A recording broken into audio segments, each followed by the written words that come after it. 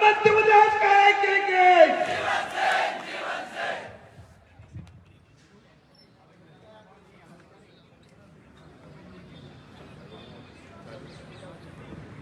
Hello hello ये बीच में बंद बंद तो नहीं हमारा रोटेशन गड़बड़ ही जाएगा। बोलो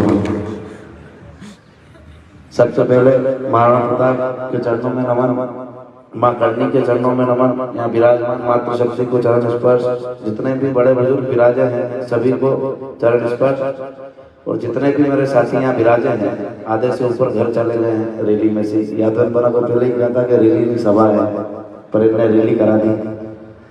तो यह जितने भी विराजमान हैं सभी को जय माता दी। सबसे पहली बात तो यह है कि अभी भ्रामक चीजें बहुत चल रही है, उसके ऊपर बोल देते हैं पहले कि 8 जनवरी का कार्यक्रम है, कोरोना से कैंसिल होने वाला नहीं है। हमारा जो कार्यक्रम है वो है अपने को 8 जनवरी को चलना है। तो कोई भी मैसेज करे तो फोन लगा के ये नहीं पूछे कि है कि नहीं है, अपना है कार्यक्रम। फोन से मैं इतना परेशान हो जाता हूँ कि रात भर ये जवाब देता हूँ कि है कि नहीं, कैंसिल मत खरीदो, कैंसिल मत खरीदो।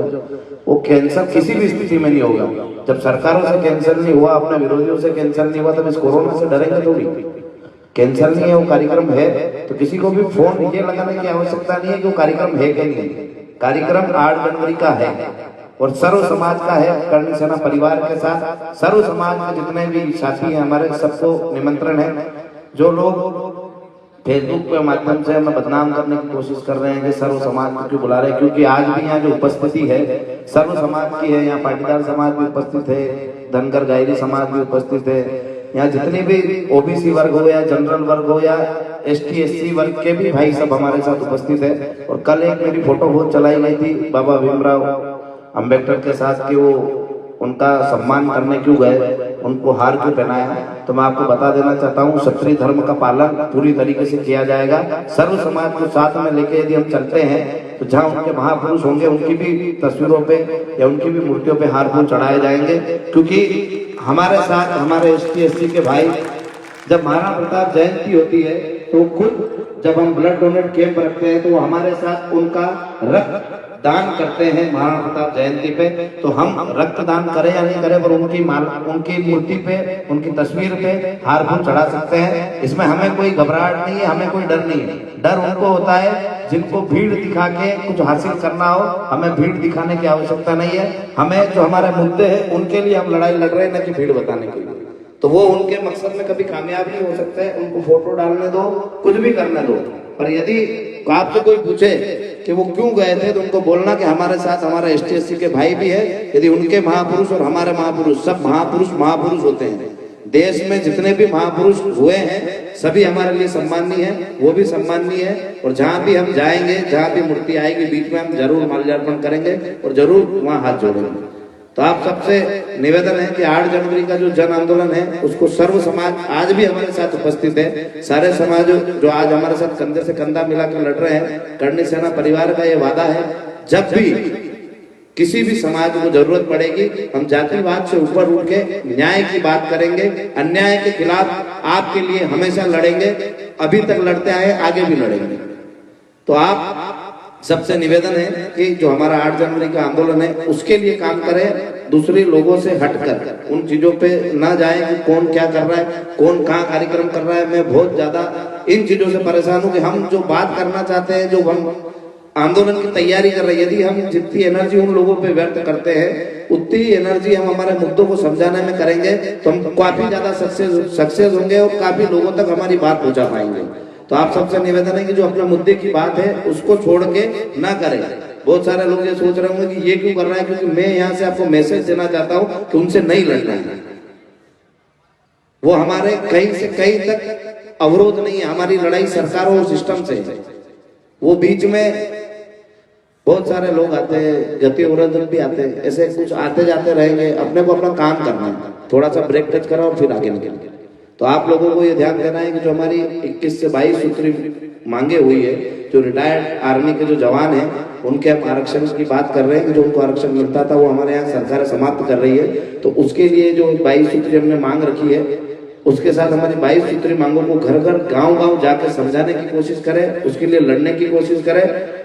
और आपको हमको जो जवाबदारी मिली है वो आप बखूबी अच्छी तरीके से निभा रहे हैं। ये आज सबसे खुशी का दिन मेरे लिए ये है कि आज मैं मेरे खुद के जिले में हूँ और एक दिन एक गांव में नहीं गया हूँ और आप सबने आपकी जवाबदारी निभाकर गांव-गांव घर-घर जाकर इस रैली को सिर्फ पता है कि 8 जनवरी को सबको चलना है। आज हर गांव से मैं फेसबुक पे माध्यम से देख लेता हूँ, कहीं से बस है, कहीं से कारें हैं। तो आप लोग जो अपनी जवाबदारी निभा रहे हैं 8 जनवरी तक नहीं, 8 जनवरी के बाद भी आपको आपकी जवाबदारी निभाना पड़ेगी और आपको इस लड़ाई में हमारे साथ लड़ना पड़ेगा। हमारी लड़ाई न कांग्रेस से न भाजपा से, हमारी लड़ाई सिस्टम से। अब भाजपा उसको उड़ता हुआ तीर ले रही है तो हम कुछ नहीं कर सकते। आज भी आपने देखा होगा हमारे भाई मयंक जाट हमारा स्वागत करने आए, हमसे मिलने आए और उन्होंने हमें कहा कि हम आपके साथ हैं। यहाँ भाजपा के भी बहुत कार्यकर्ता थे, बहुत नेता थे, कोई आपके लिए नहीं आया। उसका मतलब ये नहीं है वो आपको इस आंदोलन से रोकना चाहते, क्योंकि उनको लग रहा है कि ये भाजपा के खिलाफ आंदोलन चल रहा है, जब उन्हें पता ही नहीं है कि भाजपा के खिलाफ आंदोलन नहीं है, ये हमारी मांगों को पूरा कराने के लिए आंदोलन है। यदि भाजपा सरकार हमारी बात मानती है तो हम दिल खोल के उनका स्वागत करेंगे, दिल खोल के उनका सहयोग करेंगे। हमारी लड़ाई पार्टीवाद से ऊपर उठ के, न कि हम पार्टीवाद के लिए लड़े, हमको किसी कांग्रेस के व्यक्ति को जिताना है, वो चुनाव के समय देखा जाएगा। अभी जो समय है हमारी मांगों का है, हमारे मुद्दों का है। अब लोगों को ऐसा लगने लग गया कि भाजपा कांग्रेस की लड़ाई तो नहीं चल रही, ये लड़ाई हमारे मुद्दों की। जो 22 सूत्री हमारी मांगे है, आर्थिक आधार पे आरक्षण यदि मिलता है हमें तो ये हर उस गरीब को मिलेगा, भले कोई सी भी जाति का हो, भले जनरल का हो, ओबीसी का हो या एसटी का हो।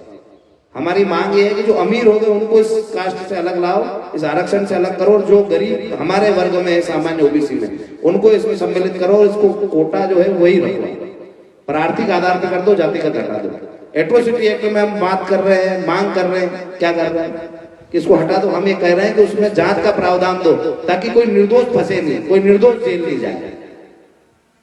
हम स्वामीनाथन कमेटी के आधार पर किसानों के फसलों के भाव तय करवाना चाहते हैं कि उनकी कीमतें सही लगाई जाए। 1+4 मतलब एक घर में एक के साथ 4 व्यक्ति एक्स्ट्रा होते हैं किसान के, उनका भी ध्यान रखते हुए फसलों के भाव को तय किया जाए ताकि हर किसान को उसकी फसल का उचित मूल्य मिले। जो वो लागत लगाता है कम से कम उससे थोड़ा ज्यादा उसको मिले ताकि वो अपना लालन पोषण और अपने बच्चों की पढ़ाई करवा सके, न कि जो लगाता है उससे भी कम। बढ़ती हुई खाद के रेट या बीज के रेट पर नियंत्रण लगाया जाए, न्यूनतम दर पे खाद और बीज दिया जाए, क्योंकि किसान की आर्थिक स्थिति इतनी मजबूत नहीं होती है कि वो किसी भी भाव में उसको खरीद सके। क्योंकि जब फसलों के भाव कम होते हैं और खाद के भाव ज्यादा होते हैं तो खाद भी नहीं डाल पाता किसान। आज मजदूर उसको महंगा पड़ता है और जो फसल वो बेचने जाता है तो उसको उसका उचित मूल्य तो ठीक है, जो उसकी लागत होती है वो भी नहीं मिलता, और इसी वजह से कई सारे किसान आत्महत्या करते हैं। तो हम चाहते हैं कि सरकार किसानों के बारे में सोचे, क्योंकि इस देश में सबसे ज्यादा कोई है तो किसान। ये देश कृषि प्रधान देश है, तो इसमें किसानों के बारे में सोचना चाहिए। और आप और हम सब किसान परिवार से आते हैं, आप और हम सब छात्र परिवार से आते हैं, क्योंकि हर घर में छात्र भी। तो हम चाहते हैं शिक्षा, स्वास्थ्य, रोजगार, इन सभी बातों पे चर्चा ना होते हुए काम, इसलिए हम आंदोलन कर रहे हैं। चर्चा तो बहुत बार होती है, वो झूठे मन से चर्चा करते हैं और कपटी मन से दगा करते हैं।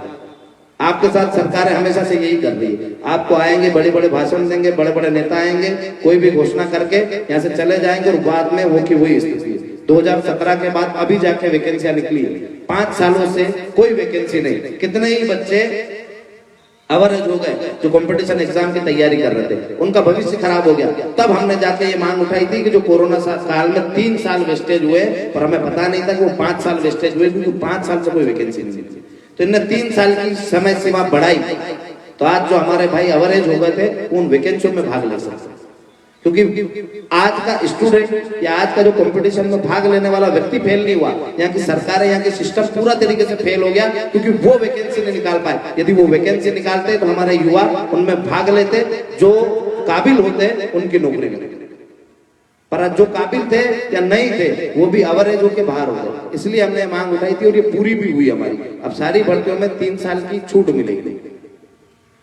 तो आप सबसे निवेदन है कि ऐसे ही ताकत के साथ हमारे साथ लड़ा करें, हर जगह हर मुद्दे पे जो सत्य है हमारी लड़ाई पहले भी अन्याय के खिलाफ थी, असत्य के खिलाफ थी। तो जहां आपको लगे कि सत्य की लड़ाई लड़ रहे हैं, अन्याय के खिलाफ लड़ रहे हैं, न्याय की लड़ाई लड़ रहे हैं, तो हमारे कंधों को भी मजबूत करें, हाथों को भी मजबूत करें। और जैसे अभी तक आपने काम करा है वैसे 8 जनवरी नहीं, 8 जनवरी के बाद भी काम करें। और सभी को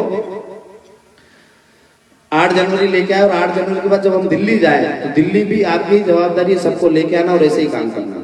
मैं जिले में ध्यान नहीं देने का कारण ये नहीं है कि मैं यहाँ नहीं आ पा रहा हूँ, मैं आप सबके जो और भाई है दूसरे जिलों में वहां घूम रहा हूँ, वहां उनको जगा रहा हूँ। आप पहले से जगे हो, क्योंकि करणी सेना का नाम इस जिले से इसी जगह से हुआ था, क्योंकि रतलाम जिले ने सबसे पहली हिंदुस्तान में रैली करी थी करणी सेना के नाम से।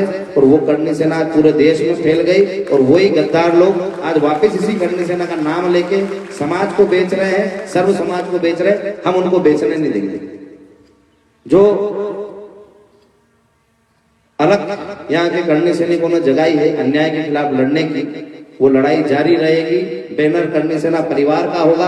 अब जिन लोगों से हमारा नाता टूट गया उनसे हमारा कोई मतलब नहीं।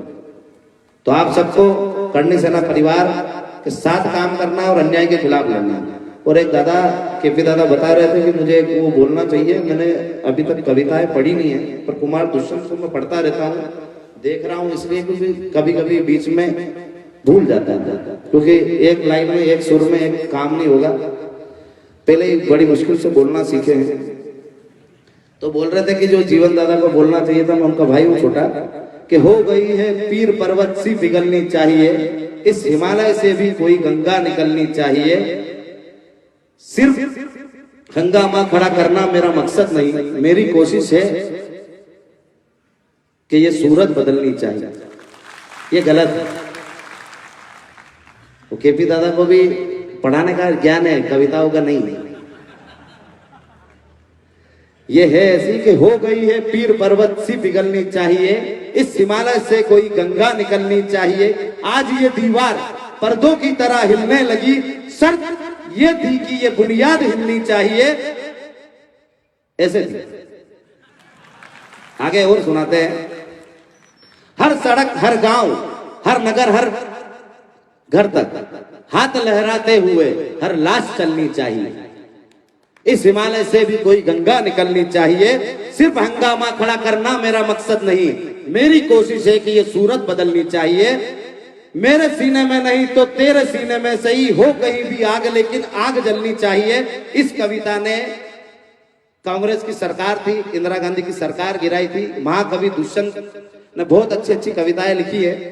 तो आप और हम सब इस कविता को तो पढ़ रहे हैं, पर इसके उद्देश्यों को समझ नहीं पा रहे हैं। आप हम सबको मिलकर लड़ना पड़ेगा, तभी ये सरकारें घुटनों पे आएगी। आज आप और हम कुछ लोग लड़ रहे हैं, सर्व समाज की बात करते हैं, पर जब सर्व समाज के हितों की बात आती है तो आप हम पीछे हट जाते हैं। तो आपको हमको ये सोचना पड़ेगा कि सर्व समाज मतलब सर्व समाज। आपको हर उस व्यक्ति के लिए खड़ा होना पड़ेगा जहां कहीं ना कहीं उसका आपके साथ पसीना बहा है, तो उसके लिए आपको खून बहाना पड़ेगा। क्योंकि क्षत्रिय धर्म का यदि पालन करना है तो सर्व समाज को साथ में लेके उनके लिए सबसे आगे वाली पंक्ति में आपको लड़ना पड़ेगा। आपको पूरा विश्वास दिलाता हूं मैं, अभी तक सर्व समाज ने, हर एक वर्ग ने हमारा पूरा साथ दिया है, और आगे भी वो आपके पीछे पूरी मजबूती से खड़ा रहेगा और आपके साथ लड़ेगा। इसी के साथ जय माता दी, जय मां करनी। 8 जनवरी आंदोलन में सभी सम्मिलित हो और ज्यादा से ज्यादा सर्व समाज के लोगों को लेके आए, ताकि लोगों को ये नहीं लगे कि अब खाली राजपूत ही लड़ रहा है। हर वर्ग उनकी गलत नीतियों के खिलाफ लड़ रहा है। पार्टी के विरोध में नहीं है हम, पर यदि पार्टियों ने हमारी बात नहीं मानी तो हम पहले भी कह चुके हैं, 230 में से 230 गवाह बैठोगे। इस गलती को बचाना है, आपकी सरकार को बचाना है, तो हमारी मांगे पूरी करो, वरना एक भी सीट नहीं आने देंगे कहीं भी। बहुत बहुत धन्यवाद दादा। लोकेश दादा से निवेदन करता हूं कि पधारे हुए अतिथि का